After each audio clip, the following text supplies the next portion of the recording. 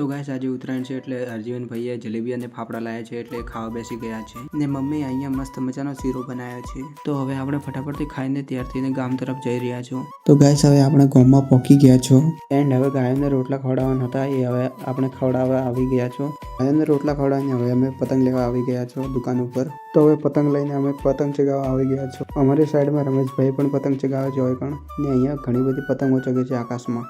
પતંગ ચગાવવામાં જેટલો ટાઈમ નથી લાગતો એનાથી વધારે પતંગના કન્યા બાંધવામાં ટાઈમ લાગી જાય છે। તો આપણને અહીંયા બે એવા લોકો મળી ગયા જે દોરડાથી રમતા હતા સામે સામે ને હોયકણ તો પતંગ લૂંટવાની ફૂલ પ્લાનિંગ ચાલી રહી છે। લોકો વડો લઈને ઘૂમે છે। હોયકણ તો પતંગના દોરડા માટે પણ લોકો લડાય છે। દેખો હોયકણ એક પતંગ કપાવીને આવ્યો હતો તો રાહુલભાઈ એને લેવા ઉપર ચડે છે તો એને આપણે હેલ્પ કરવા માટે એક લકડી લઈને આલી છે એનાથી શું એ ઇઝીલી પતંગ લઈ શકે છે। અને દેખો પતંગ પર લઈ લીધો ને અહીંયા જો માનવભાઈ પણ વ્લોગ કરી રહી છે અને બધા લોકો પતંગ ચગાવે છે ને આપણને બીજી પતંગ તો મળે કે ના મળે પણ આપણને નાની આવી પતંગો મસ્ત મળી ગઈ છે ચગાવવા માટે। જો તમને વિડીયો સારો લાગ્યો હોય તો લાઈક અને ચેનલને સબસ્ક્રાઇબ કરી દેજો। દેખો લોકો પણ કહે છે કે વિડીયો હવે તો લાઈક કરી દો।